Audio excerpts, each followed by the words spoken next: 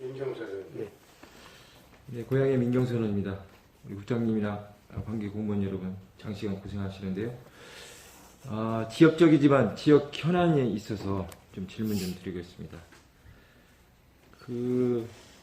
국장님, 2016년 10월 14일입니다. 지난 달인데요.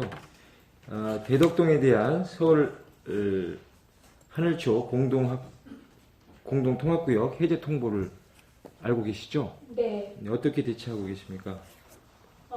교육청에 그 해제를 취소하도록 지금 요청을 서울시교육청에 해놓은 상태입니다. 서울시 교육청에 해놓은 네. 상태입니까? 네. 예, 제가 받은 자료에는 그런 내용이 전혀 없습니다. 그러니까 지금 문제는 실제 법정 기한이 네. 2016년 11월 30일입니다.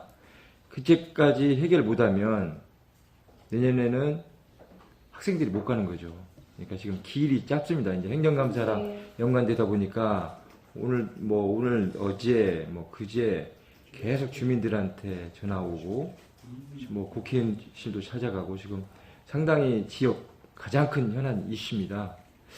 저는 좀 그랬으면 좋겠어요. 뭐냐면 실제 잘 안 될 수도 있겠죠. 다만 최선을 다해야 된다고 봅니다. 근데 보니까 지금 보고받은 자료에는 의견을 피력했다, 의견을 전달했다, 고양지연교육청이 했다라는 게 전부입니다.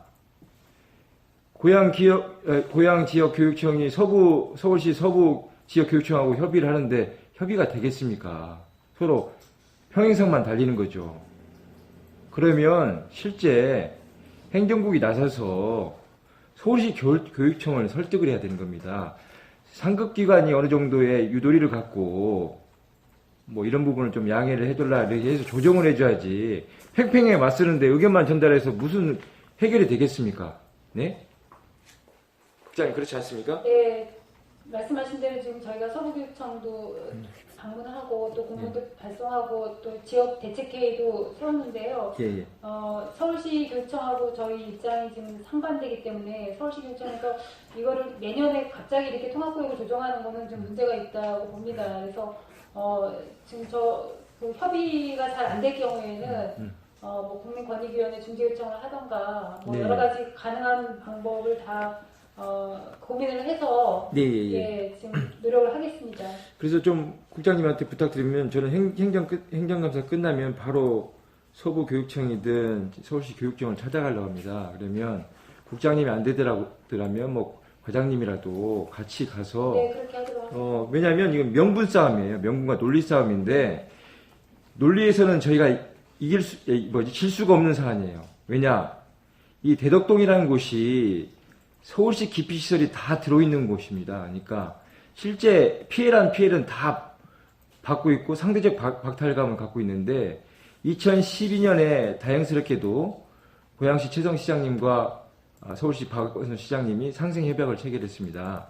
그래서 여러 가지의 그러한 교통을 비롯해서 생활과 밀접한 교육까지도 서로 협조하겠다는 사인을 한 상황인데 이렇게 예를 들면 그 서부교육청이 있는 그 마포구죠. 마포구에 쓰레기, 음식물 쓰레기를 비롯해서 분뇨, 하수, 슬러지를 다 처리하는 곳이 대덕동입니다. 네. 그만큼 피해를 하고 있는데 단순히 덕은지구가 개발되는데 몇 년만 참으면 되는데 이걸 해제 통보를 해서 주민들을 불안하게 한다는 것은 논리상도 맞지 않고요. 그래서 충분히 설득할 수 있다고 봅니다. 그런데 그 부분을 국장님을 비롯해서 우리 과장님이 적극적으로 나서줘야 된다는 것이죠. 네, 바로 행만 끝나면 예. 적극적으로 발벗고 나서서 좀 부탁드리겠습니다, 국장님. 하겠습니다. 네.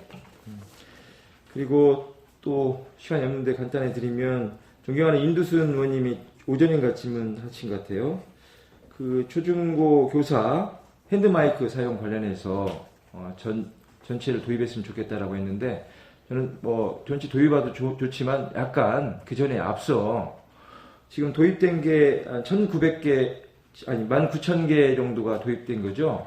보급된 거죠? 네, 아까 임수연님께서 19,065대라고 예. 하셨습니다.